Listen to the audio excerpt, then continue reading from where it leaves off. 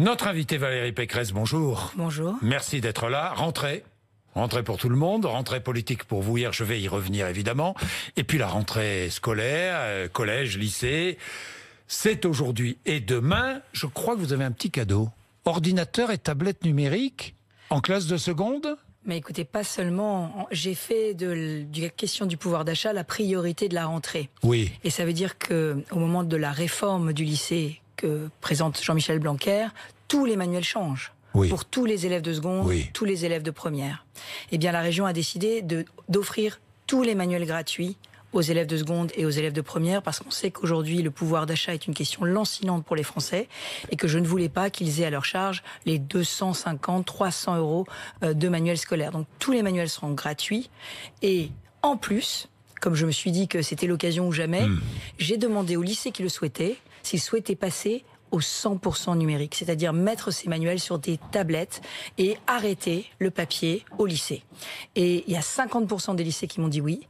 Et dans ces lycées, de la même manière, parce que vous savez, l'Île-de-France, c'est la région de toutes les prospérités, mais c'est aussi la région de toutes les inégalités. J'offre les tablettes et les ordinateurs à tous les élèves qui passent au tout numérique, et je les offre aussi aux enseignants, parce que je veux que les enseignants puissent avoir aussi le contrôle de leur classe et les mêmes outils que leur classe. Valérie Pécresse, on en parlait ce matin sur RMC, sur toutes les radios, sur toutes les télévisions. Une femme a été tuée, encore une, à Cagnes-sur-Mer ce week-end. La 100e depuis le début de l'année. Les violences faites aux femmes par son conjoint, par leur conjoint, par leur compagnon, par leur mari, deviennent insupportables. Grenelle des violences conjugales qui commence demain.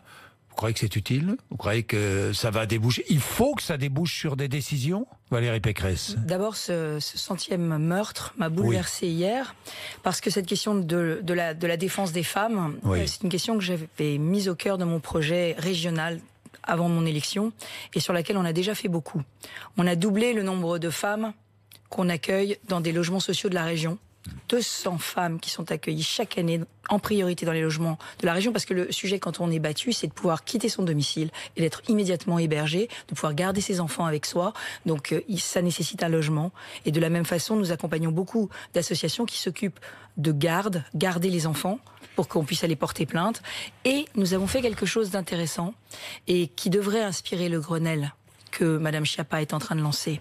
La région a un bras armé qui s'appelle le Centre Hubertine Auclair. Nous lui avons demandé de faire un audit de comment les plaintes des femmes sont reçues par les policiers. Parce que vous avez vu, un certain nombre de ces meurtres ont été commis alors que les femmes sont venues plusieurs fois sonner l'alerte au commissariat. Plusieurs fois, elles ont dit « je suis menacée de mort par mon conjoint, par mon ex, par mon compagnon ». Et les policiers disent « oui, ils prennent la plainte, ils disent « déposez même pas plainte, faites une main courante » et il se passe rien. Et quelques mois plus tard, la femme est tuée. Donc pour éviter cela, nous vous allons proposer au ministère de l'Intérieur de former, avec ce centre Hubertine Auclair, ces femmes, ces chercheuses, les policiers, à écouter la parole des femmes, à la respecter et à déposer les plaintes et à enregistrer les plaintes. Il y a aussi d'autres mesures qu'il faut absolument développer. C'est le téléphone grand danger. Alors je l'ai généralisé dans les 8 départements d'Île-de-France. Bon, le bracelet électronique anti-rapprochement. Absolument. Qui est à peine testé. Enfin, l'hébergement des victimes, vous en avez parlé. Vous savez que moi, je me suis... Et puis, dites-moi, qu'en pensez-vous? Retrait effectif de l'autorité parentale en cas de violence conjugale. Vous y êtes favorable ou pas? Eh bien, écoutez, ça me fait plaisir que vous en parliez. Oui. Parce que quand j'étais députée sous François Hollande, j'ai proposé un amendement pour que lorsqu'il y a une séparation et qu'il y a une demande de garde alternée par un parent violent qui a été condamné, on lui refuse la garde alternée. Eh bien, cet amendement avait été rejeté à l'époque par le gouvernement, sans doute parce qu'il était porté par moi, parce que tout le monde me disait que c'était une bonne idée, mais on me disait on peut pas le faire. Ben si, on peut le faire. Quand une femme est victime de violence, il n'y a rien de pire que d'autoriser la garde alternée pour son conjoint. Bien. Possibilité pour les victimes de dissimuler leur nouvelle adresse, ça aussi, ça devrait être systématique. Absolument. Mais vraiment, je pense que l'efficacité, c'est le bracelet électronique d'éloignement et c'est le téléphone grand danger, parce que l'idée, c'est que vraiment, on ne puisse pas approcher. Vous savez, moi, j'ai eu un cas dans une association que j'ai visitée à Fresnes d'un mari violent qui sort de prison et qui vient frapper chez sa femme. Alors, il sort de prison, personne au niveau judiciaire, n'avait pris la peine, parce que ça n'est pas prévu par les procédures, de prévenir la victime que son mari, qui certes avait purgé sa peine, donc il était blanchi au regard de la société, mais c'était quand même un mari violent qui était en prison à cause de sa violence. Eh bien, il revient chez sa femme, il frappe à la porte, et personne ne l'a prévenu qu'il est sorti de prison. Valérie Pécresse, 8h39, comment va votre petite boutique ? Non, je vous dis ça parce que Guillaume Larrivé, hier, l'un des candidats à la présidence des Républicains, parlait de votre petite boutique. Mais je crois qu'il a absolument pas compris quel est l'esprit de ma démarche. Moi, je crois qu'il faut construire une alternative à Emmanuel Macron, et je crois qu'il y a une urgence démocratique à le faire. Parce que si on ne la construit pas, un jour, les extrêmes se coaliseront. Un jour, l'opposition ne sera représentée que par Marine Le Pen. Et un jour, Marine Le Pen arrivera au pouvoir. Le président de la République est à 30% dans les sondages en popularité. Donc s'il y a une coalition des extrêmes, elle peut gagner la présidentielle. Alors, il faut inventer une alternative démocratique, compétente, crédible à Emmanuel Macron. Et cette alternative, c'est la reconstruction de la droite. Mais elle passe par 3 piliers. Un pilier central, les centristes, un pilier de droite conservatrice, c'est les LR, mais il faut construire la droite moderne. Et cette droite moderne, j'essaye de la bâtir, j'essaye de faire revenir tous les électeurs de droite qui nous ont quittés pour aller voter Macron. Depuis 2 ans, j'essaye dans les LR, depuis 2 ans, ma voix est étouffée, donc j'ai décidé de la porter à l'extérieur, et avec Libre, de construire ce logiciel d'idées de la droite moderne. Oui, vous n'êtes pas la seule. Hein. Ah bon ? Il y avait à la Bolle les Républicains. Écoutez, je crois que je suis très seule, au contraire, dans cet exercice. Mais... Vous étiez à Brive. Laurent Wauquiez, lui, était sur le mont Mézin, un peu tout seul. Il y avait la fête de la pomme avec François Baroin. Xavier Bertrand, lui, sera à la télé mi-septembre. Bruno Retailleau a fondé la Force républicaine. Guillaume Pelletier, les Populaires. Et puis, je n'oublie pas non plus tous ceux qui, à LR, ont envie de se rapprocher de Marion Maréchal. Ça existe aussi, vous le savez. Excusez-moi, Monsieur Bourdin, remettons les choses à plat. Oui. À la Baule, il y avait 400 militants et il y avait 10 parlementaires. À Brive, à mon rassemblement, il y avait 1500 militants et 20 parlementaires. Donc LR n'existe plus. Aujourd'hui, mais parce qu'il y a un désir... Il y a un désir d'une droite qui assume ses valeurs d'autorité, ses valeurs de libre entreprise, ses valeurs de solidarité, mais qui les assume dans la France d'aujourd'hui avec des solutions modernes, qui est écologiste. L'écologie, c'est pas le monopole d'Emmanuel Macron, surtout pas l'écologie punitive qui taxe, qui interdit, antisociale, qui oblige tout le monde à payer encore une taxe sur les billets d'avion. Oui, mais c'est important. Oui, mais je comprends. C'est important. Et sur ce créneau, mais moi j'ai pris mes responsabilités, je me retrousse les manches, parce que j'aurais pu dire, oh là là, tout va mal, je me replie sur ma région, tout va mal, je vais gérer ma ville tranquillement, puis je reviendrai quand il y aura un homme providentiel qui va se lever. Mais l'homme providentiel, c'est pas ça. C'est une femme providentielle. Non, c'est pas ça que les Français attendent. Les Français, ils attendent des solutions à leurs problèmes. Et c'est pas vous, Jean-Jacques Bourdin, qui allez me dire le contraire. Ils veulent des solutions concrètes. Je suis d'accord, mais vous êtes aujourd'hui, pardon, Valérie Pécresse, mais coincée entre le Rassemblement National et la République En Marche, entre Marine Le Pen et Emmanuel Macron. Politique. Alors, oui, mais alors, vous souhaitez quoi? L'échec d'Emmanuel Macron? Non, je souhaite être un aiguillon. Est-ce que vous souhaitez son échec? Non. Je souhaite pointer du doigt ce qu'il ne fait pas. Moi, ce qui me gêne chez Emmanuel Macron, c'est pas ce qu'il fait. Il fait des choses bien. Quand la parole de la France porte à nouveau dans le monde, je suis fier. Quand il tient tête au président brésilien Bolsonaro, qui est une espèce de soudard, et en plus qui nie la catastrophe amazonienne, et qui veut nous faire signer un accord du Mercosur. L'Amazon brûle toujours, hein, je voudrais le rappeler. Bien sûr. Au passage. Et par ailleurs, on voulait signer un accord de libre-échange pour permettre aux biens brésiliens de venir au détriment de notre agriculture. Donc, moi, je suis contre le Mercosur.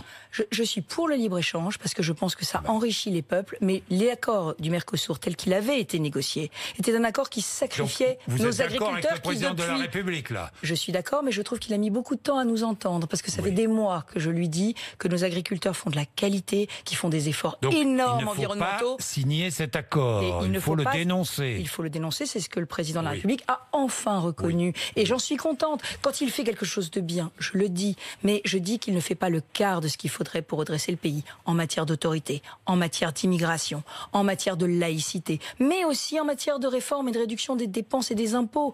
Les baisses d'impôts, ça vient des baisses de dépenses. Pourquoi j'ai réussi à payer 200 000 tablettes à des lycéens cette année, Monsieur Bourdin? Pourquoi j'ai réussi à faire la gratuité des manuels scolaires? Parce que j'ai fait 1 milliard d'euros d'économies depuis que je suis arrivé à la région. J'ai supprimé 15 structures. Alors à chaque fois qu'on en supprime une, on vous dit qu'elle est indispensable.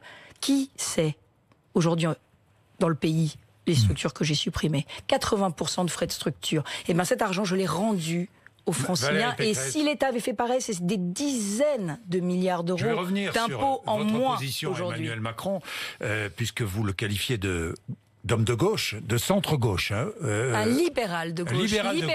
Oui, libéral de gauche. Il est libéral, oui. Comme vous d'ailleurs. Comme moi. Mais la différence, c'est que moi je suis une gaulliste libérale et les libéraux gaullistes sont plus interventionnistes que M. Macron. M. Macron, c'est Tony Blair. C'est un libéral à l'anglo-saxonne.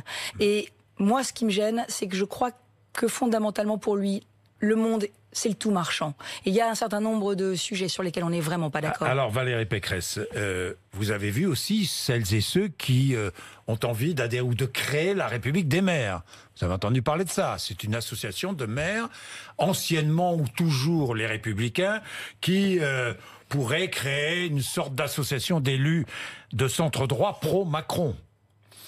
Oui. Écoutez, moi, ce que je vois, c'est de la cuisine, quoi. Ce que je vois aujourd'hui, c'est effectivement des maires qui font bien leur travail et qui, localement, inventent des solutions nouvelles de terrain. Vous comprenez qu'il puisse y avoir des alliances entre des Républicains et La République En Marche ? Moi, je dis à tous les maires de la droite et du centre, restez fiers de vos valeurs. N'allez pas vous vendre à quiconque. Restez fiers de vos valeurs, fiers de votre bilan. Prenez sur votre liste tous ceux qui partagent votre projet, votre ambition pour votre ville, mais n'allez pas faire de la cuisine politicienne. Vos électeurs et vos administrés ne vous le demandent pas. Hier, j'étais à Bordeaux. J'étais à Bordeaux chez mon ami Nicolas Florian. Vous savez, qui est le successeur d'Alain Juppé. Nicolas Florian, il fait 100% Bordeaux. Parce que c'est ça ce que les Français attendent d'un maire. Et c'est pour ça qu'il a tout mon soutien. Mais il renie pas qui il est, il renie pas son histoire. Et lui a un adversaire, La République En Marche, à Bordeaux. Et alors qu'il est le successeur d'Alain Juppé. Oui, Valérie Pécresse, vous êtes au-dessus de la mêlée, si j'ai bien compris. À Brive, j'ai écouté votre discours avec attention. Il est intéressant, ce discours. Finalement, vous avez beaucoup parlé de 2022. Non ? Franchement. Non, j'ai beaucoup parlé. Sans donner la date. Mais dans votre esprit, vous pensiez à 2022, dans votre discours, Valérie Pécresse. Je pensais à 2022 parce que je suis obsédée par l'idée que si Macron échoue, Emmanuel Macron échoue, et ça peut arriver, regardez la crise des Gilets jaunes, elle est toujours là, les Français n'arrivent pas à vivre décemment de leur salaire, de leur retraite. Je me dis, s'il échoue, nous aurons Marine Le Pen. Et c'est tout ce contre quoi je me suis engagée depuis le début. Alors je me retrousse les manches. Vous vous battrez contre la possible arrivée de Marine Le Pen au pouvoir. Je me battrai pour construire une alternative crédible à Emmanuel Macron, parce que c'est ça que les Français attendront si jamais il échoue. Donc vous pourriez être candidate à la présidentielle en 2022. En tout cas, je veux participer à la reconstruction de la droite et je veux y porter une parole je suis sur le conditionnel. Pas. Vous pourriez être candidate à la présidentielle de 2022. Monsieur Bourdin, vous répondre aujourd'hui, ce serait mais parce faire que croire vous y que pensez. Mais Valérie la Pécresse, question des personnes n'est pas. Non, mais la question des personnes. Répondu oui. Non, la question des personnes n'est pas à l'ordre du jour. Et ça veut dire qu'il faut faire des idées. Il faut bien qu'une personne incarne. Vous parlez de ce recours. On est bien d'accord de ce recours. Ça n'est pas une guerre d'ego, ça n'est pas une guerre des chefs, c'est une bataille d'idées. Il faut refonder le logiciel politique de la droite. Il faut que la droite, qu'on sache ce que ça veut dire être de droite aujourd'hui dans la France. C'est ce que vous voulez faire, refonder. Oui. Oui. Oui. Bon. Et oui, ça passe par la présidentielle de 2022. Vous le savez bien, Valérie Pécresse. Ça passe par un rassemblement de la droite conservatrice, d'une droite moderne à reconstruire entièrement, qui doit être le pilier central. Une alternance et des centristes. Une alternative, les deux, à Emmanuel Macron. On est bien d'accord. Oui, monsieur. Et vous la porterez. Eh bien, je serai parmi avec tous ceux qui veulent la porter avec moi. Vous la porterez. Mais vous la porterez, Valérie Pécresse. C'était clair dans votre discours. Macron, un libéral de gauche, dites-vous. Vous croyez ? Réforme SNCF, c'est une mesure c'est une bonne réforme. Et d'ailleurs, j'étais tout de suite la première à la soutenir. En revanche, pardon de vous dire, mais on va en prendre d'autres. La fin de l'ISF, tiens. Oui, libéral. Libéral, très libéral, ultra libéral. De gauche. Ultra libéral. Non mais attendez. 30% la flat tax sur les revenus financiers. Libéral. Oui, libéral. De gauche. Libéral. Mais attendez, je peux vous parler de la partie de gauche de M. Macron ? Allez-y, allez-y, parce que j'en ai d'autres. La sécurité. L'irresponsabilité pénale des mineurs de 13 ans, qui va livrer des jeunes de plus en plus jeunes aux caïds qui les exploitent et qui les utilisent pour leur trafic et leur cambriolage. Tout l'été, les pharmacies ont été cambriolées par des mineurs isolés de moins de 13 ans. Rien n'a été fait. L'immigration, discours viril et discours martial du président de la République. Eh bien, qu'est-ce qui est fait? Rien. On nous parle du droit d'asile. Est-ce que c'est normal, Monsieur Bourdin, que la première nationalité des demandeurs d'asile en 2018 en France, ce soit des Albanais? Je sais. Des Albanais, oui. Des Albanais, un pays d'Europe. Un pays qui n'est pas sûr. dans l'Union européenne. Non, un pays d'Europe, un pays sûr, qui veut rentrer dans l'Union européenne. Est-ce qu'on peut considérer que des milliers d'Albanais peuvent demander l'asile en France? Ils resteront, ils vont être déboutés du droit d'asile parce qu'ils ne sont pas en péril chez eux, excusez-moi de vous dire.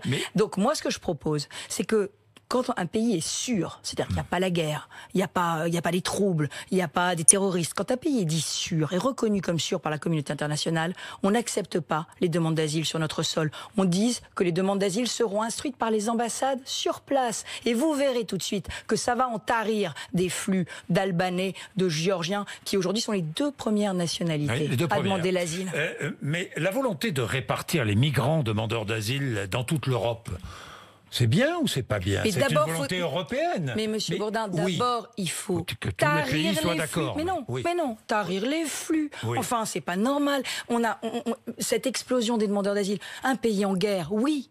Un Syrien qui arrive de la Syrie en guerre, oui. Mais un Albanais, un Géorgien, vous comprendrez bien. Les mineurs isolés. C'est un scandale humanitaire. Aujourd'hui, c'est une nouvelle filière d'immigration clandestine. On les répartit dans tous les départements de France qui voient leur charge exploser. Ces mineurs isolés, ils ont une famille. Le droit des mineurs isolés, il a été fait pour le temps de guerre, pour quand il y avait des enfants à la rue. Donc il faut un accord de retour de ces mineurs avec les pays d'origine. On ne peut pas laisser dans la rue des gamins de 15 ans que leur famille envoie de plus en plus jeunes en France, parce que c'est maintenant possible d'avoir des papiers quand on est mineur isolé. Vous vous rendez compte de la crise humanitaire que l'on fait vivre à ces pays parce qu'on a un droit et qu'on se glisse dans les interstices du droit? La privatisation d'ADP, vous êtes favorable?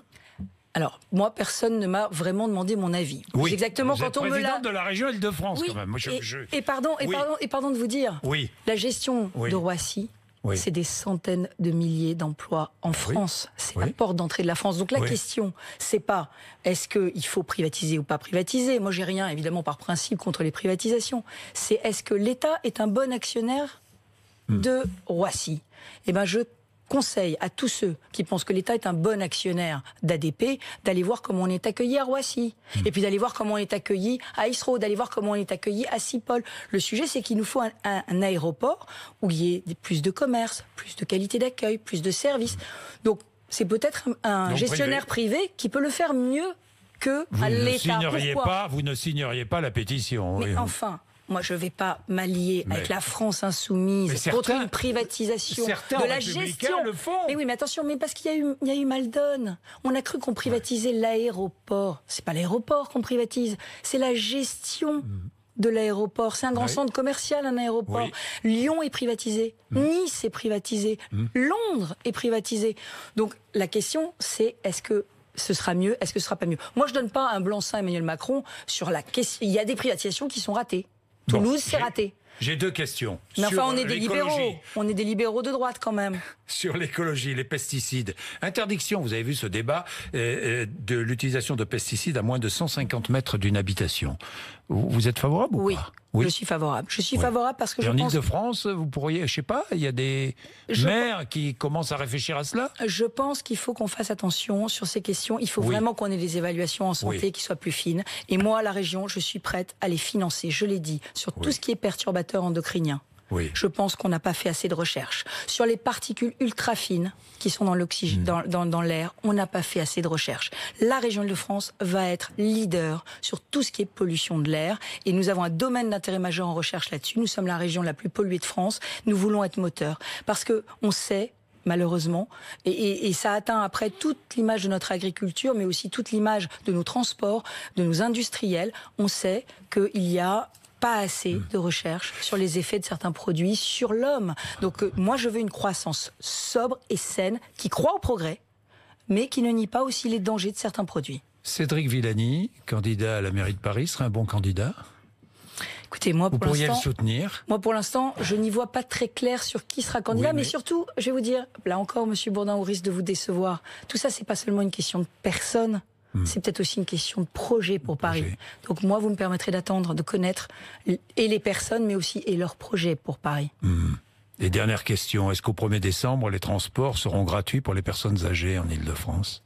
Non, ils seront à demi-tarif. Pour les seniors, c'est le pass senior que j'ai promis parce que vous savez qu'il y avait une injustice tarifaire qui est que les salariés, ils sont remboursés 50% par leur employeur. Les jeunes, ils ont le pass imaginaire à 50%, qui d'ailleurs n'augmente pas à cette rentrée, mesure de pouvoir d'achat. Les enfants aussi. Donc le problème, les chômeurs ont demi-tarif. Les clandestins ont demi-tarif parce que M. Macron refuse que j'arrête de leur donner demi-tarif. Et les retraités payés plein pot, c'était une injustice. Elle sera réparée le 1er décembre. Merci Valérie Pécresse d'être venue nous voir. 8h54 RMC BFM TV.